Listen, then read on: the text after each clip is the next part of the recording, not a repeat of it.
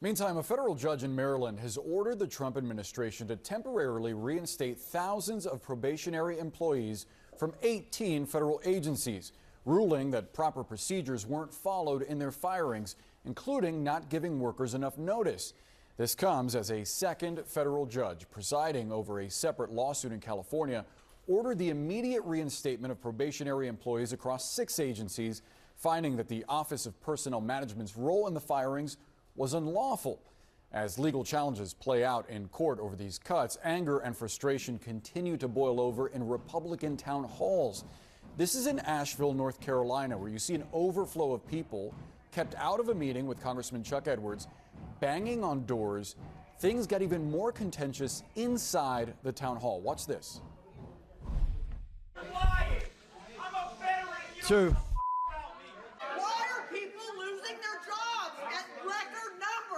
Is that the way the United States should act to our closest neighbors? Do you support Trump in these things?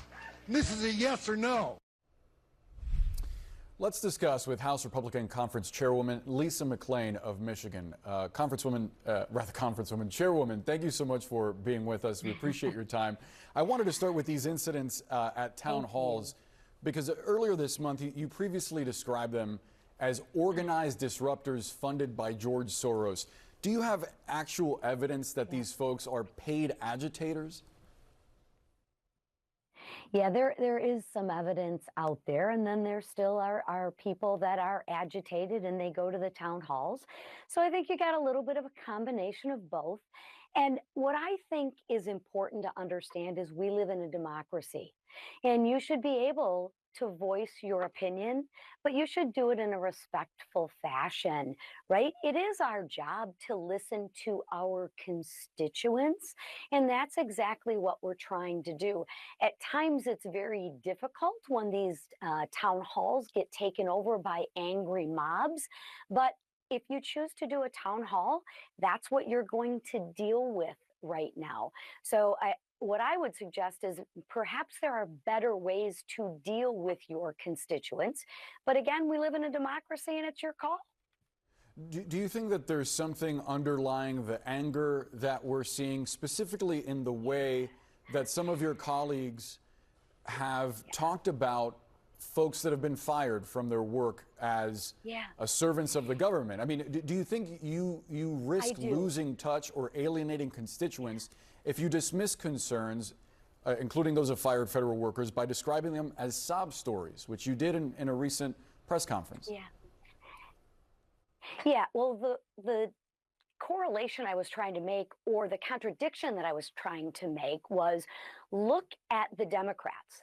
They want to talk to the federal workers who were unemployed. However, they refuse to talk to the family of Lincoln Riley, who was murdered. They refuse in their antics to stand for a 13-year-old boy beating cancer. They don't want to hear about any of those stories in which they enabled and their party enabled at the border people who have been raped, people who have been murdered, people who have been sex trafficked.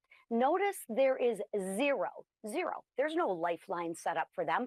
They don't want to hear any of those stories. In fact, I would argue they want to suppress those stories. That was the contradiction that I was trying to make with that. And I think I did a pretty darn good job of doing that, because it seems to have gotten under their skin. I've personally heard from Democrats, Chairwoman, who have been very pro-border security, who have talked about Lincoln Riley and have talked about adjusting within their own party the general view of immigration. I do wonder about tone and expressing compassion for folks who chose to serve the public. 100%. These folks chose to serve the public, often despite better opportunities in the private sector. So, for example, for the 80,000 employees that are set to be fired from the VA, do you consider them bloated bureaucrats who have sob stories? Well, let's take a look at it. We have more government employees upon government employees upon government employees.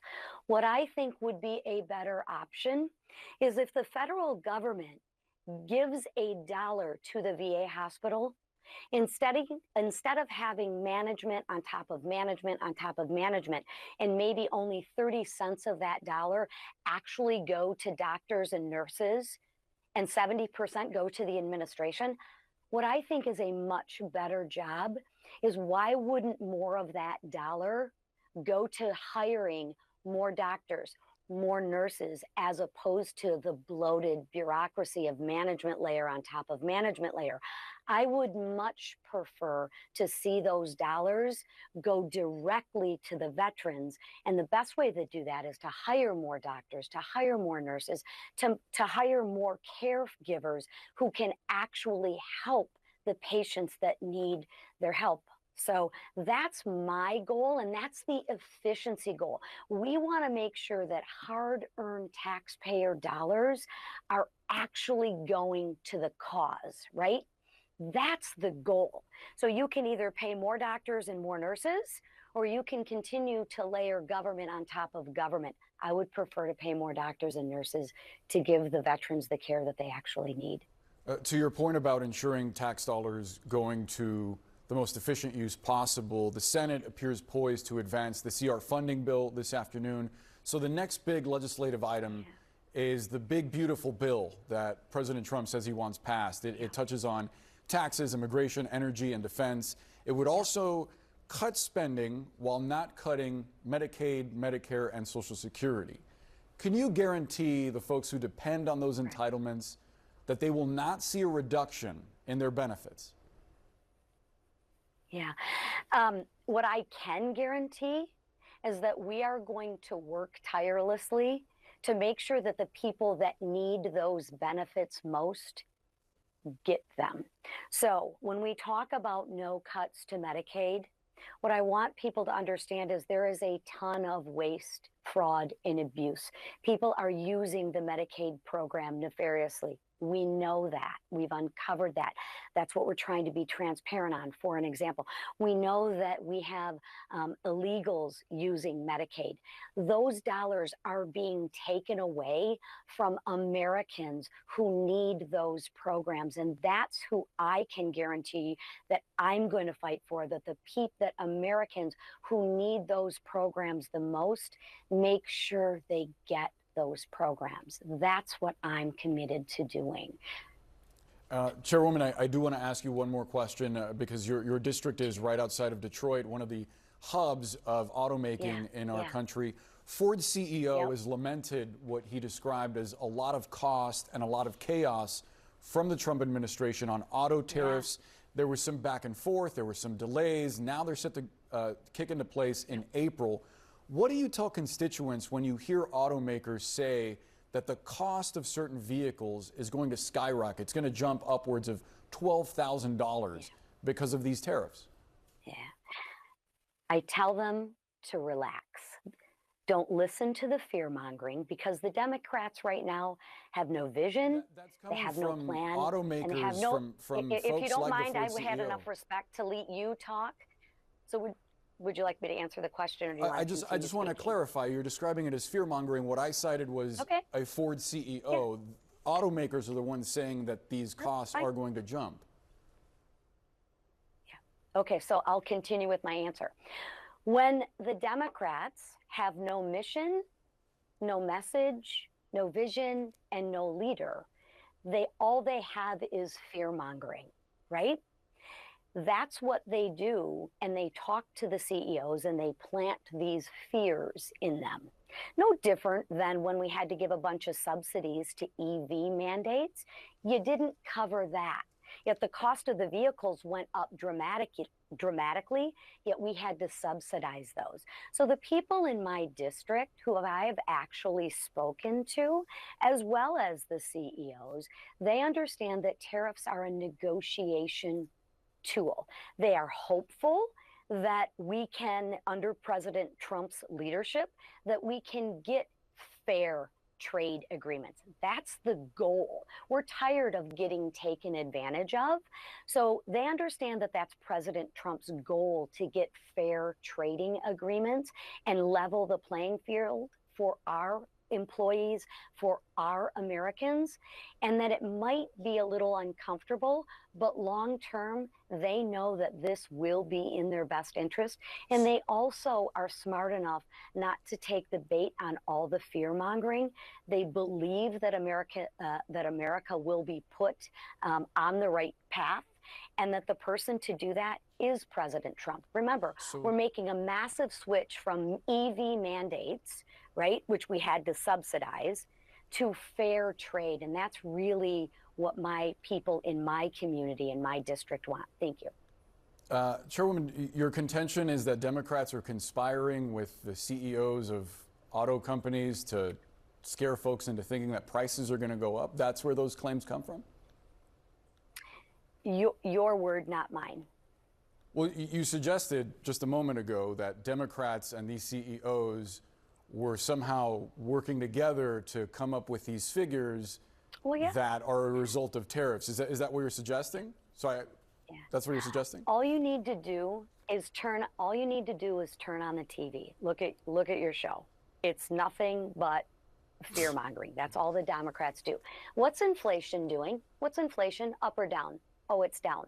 What's the prices of eggs? Oh, they're down. What's the prices of mortgage? Oh, it's down, right?